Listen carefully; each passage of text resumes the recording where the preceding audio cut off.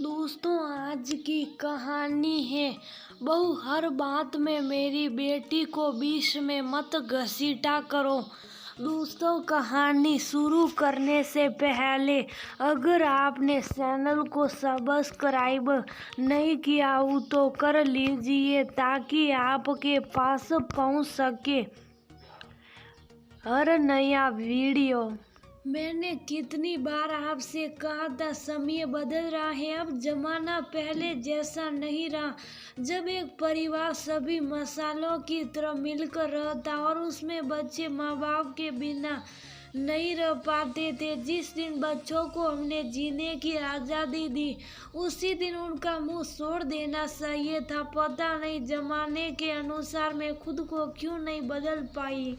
मैं यहाँ नहीं आना चाहती थी, पर आपने कहा बुढ़ापे का शरीर है और बच्चों की मजबूरी है कि आना जाना नहीं कर सकते हैं। सो मैं आपकी बात मान के यहाँ चली आई। दमयंती जी अपने पति ललित बाबू से कह रही थी।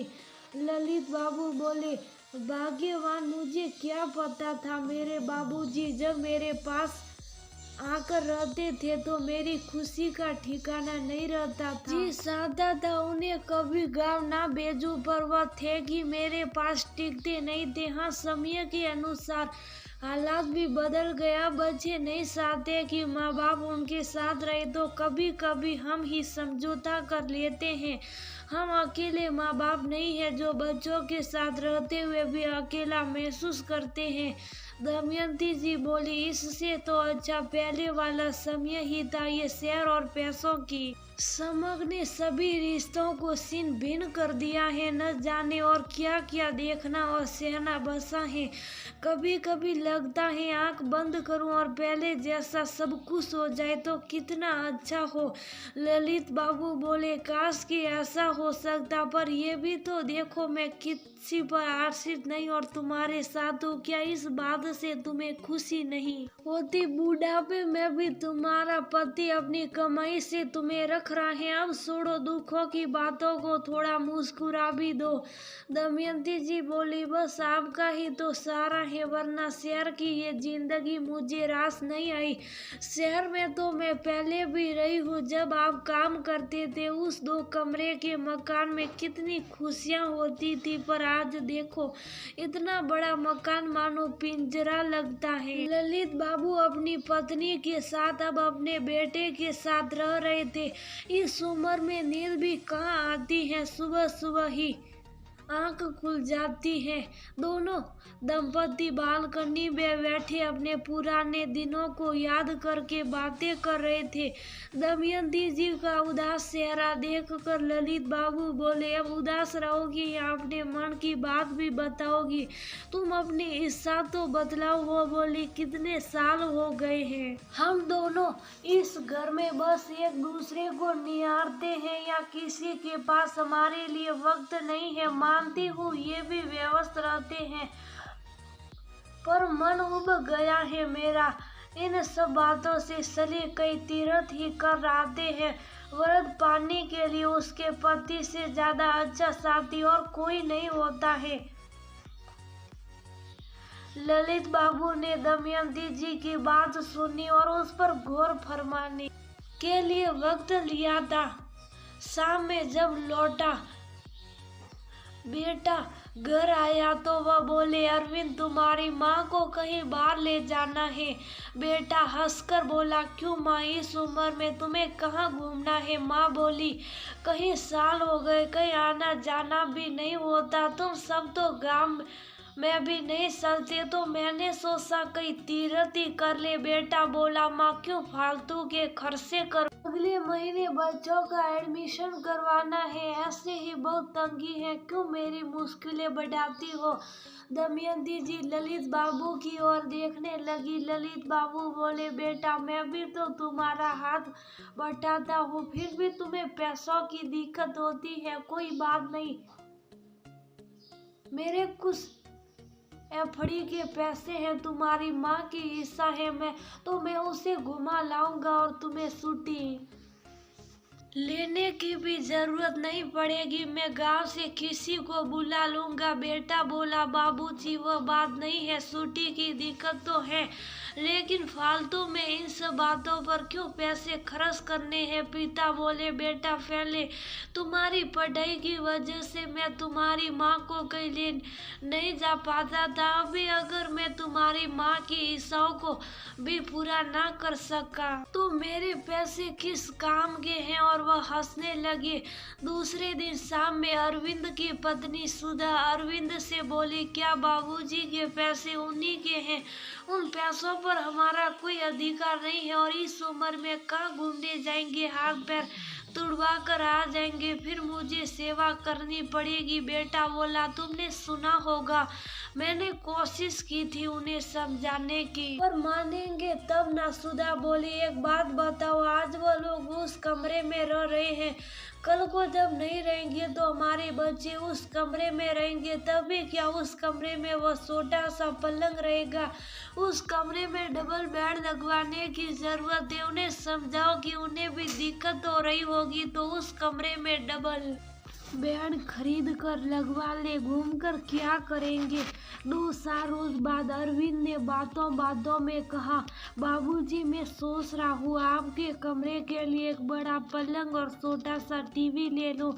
ये पलंग और टीवी बहुत पुराना हो गया है, आए दिन खराब हो जाता है और बिजली भी बहुत खाता है। पिता बोले, हाँ हाँ ले लो। अरविंद ने कहा, अभी थोड़े पैसे की दिक्कत है और सैलरी भी टाइम पर नहीं मिल रहा है, कैसे लूं?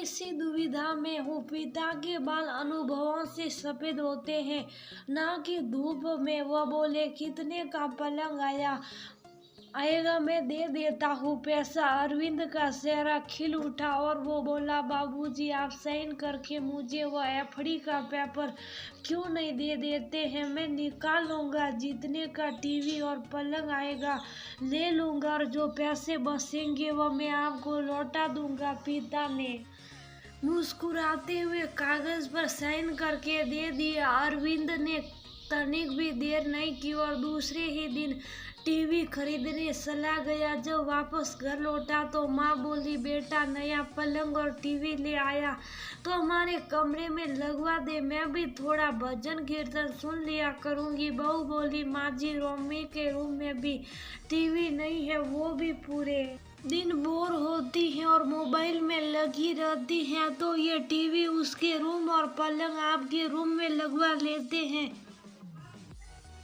अगली बार जब इनको बोनस मिलेगा तो आपके रूम में टीवी भी लगवा देंगे। अभी तो आप मसाले वाली चाय पीजिए, पीकर नए पलंग का आनंद लीजिए। दमयंती जी मुस्कुराई और बोली, बहु रिश्तों में स्वाद मसालों से नहीं बल्कि प्यार और सम्मान से आता है, तुम हमें उतना दे दो वही हमारे लिए बहुत है, वरना क्या लेकर आए थे और क्या लेकर जाएंगे। इतना कहकर वो चाय पीने लगी। कुछ रोज बाद दमयंती जी की बेटी बबली अपने माता पिता से मिलने आई थी। 1-2 रोज बाद उसने अपनी माँ को बताया कि माँ, मेरी बुआ सास के बेटे कैसे उन्हें उन्हीं की पैसों के लिए तरसा रहे हैं और वो बेचारी कुछ नहीं कर पाती हैं, क्योंकि ससुर जी के जाने के बाद उन्होंने सारे पैसे अपने बेटों के नाम कर दिया है। अब बेचारी अपने दवाइयों के लिए बेटे के सामने हाथ फैलाती है। कुछ वक्त बिताकर बबली वापस अपने घर चली। बेचारे ललित बाबू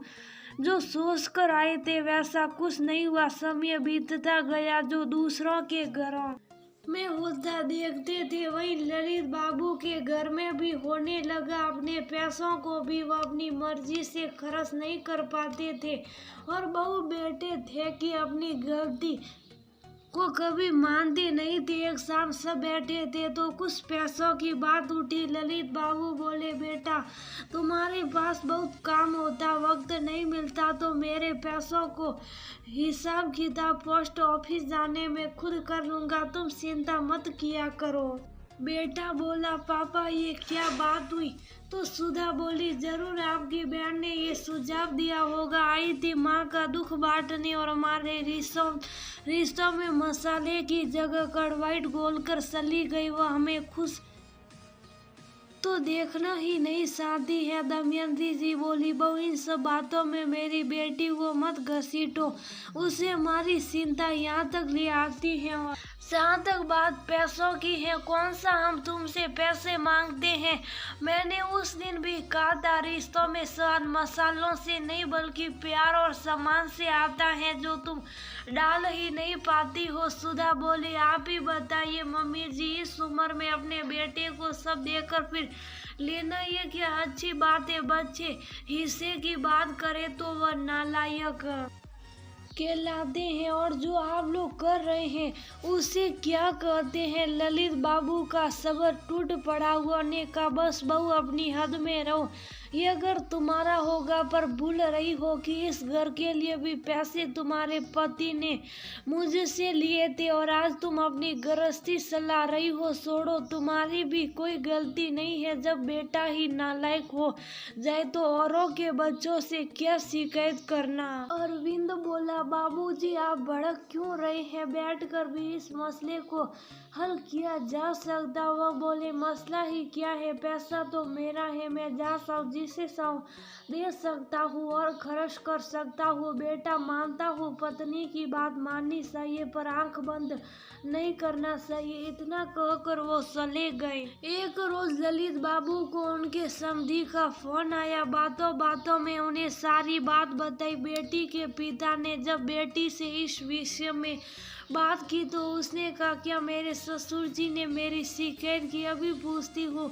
उसके पिता ने कहा, सुधा तुमने जो किया अगर वही तुम्हारे भाई और भाभी हमारे साथ करते तो सोचो हमें कैसा महसूस होता। अपनी गलती मानने की जगह तुम फिर उनसे लड़ने जा रही थी, हमें तुमसे ऐसी उम्मीद नहीं थी। फिर माँ बाप ने बेटी को समझाया। सुधा को अपनी गलती का एहसास तो हुआ, लेकिन ललित बाबू ने वहाँ रहना सही नहीं समझा, और कुछ वक्त बाद ललित बाबू अपनी पत्नी के साथ अपने गांव पुराने मकान में रहने चले गए।